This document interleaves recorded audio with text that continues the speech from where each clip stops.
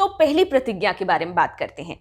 पहली प्रतिज्ञा में अंबेडकर ने कहा, ब्रह्मा, विष्णु और महेश को मैं कभी ईश्वर नहीं मानूंगा और न तो उनकी पूजा करूंगा।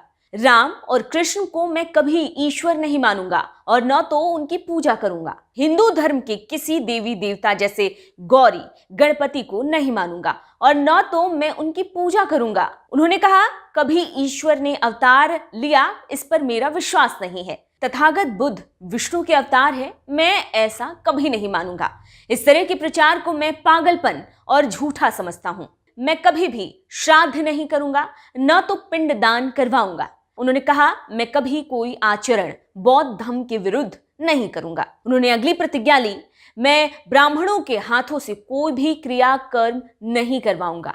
नौवीं प्रतिज्ञा ली, सभी इंसान एक समान हैं, मैं इस सिद्धांत को मानूंगा। 10वीं प्रतिज्ञा ली, समानता की स्थापना का मैं यत्न करूंगा, यानी कि कोशिश करता रहूंगा। अंबेडकर ने इस दौरान जो 11वीं प्रतिज्ञा ली वो थी, बुद्ध के अष्टांग मार्ग का मैं पूरी तरह से पालन करूंगा। 12वीं प्रतिज्ञा में उन्होंने कहा, मैं बुद्ध की बताई 10 परिमिताओं का पूरी तरह से पालन करूंगा।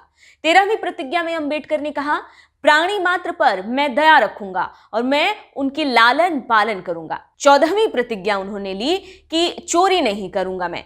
उन्होंने 15वीं प्रतिज्ञा में कहा, झूठ नहीं बोलूंगा मैं। 16वीं में व्याभिचार का उन्होंने जिक्र किया और कहा, मैं व्याभिचार भी नहीं करूंगा। उन्होंने 17वीं प्रतिज्ञा में कहा, शराब नहीं पीऊंगा। 18वीं में कहा, बुद्ध धर्म के 3 तत्वों प्रज्ञा, शील और करुणा पर मैं अपने जीवन को ढालने का यत्न करूंगा।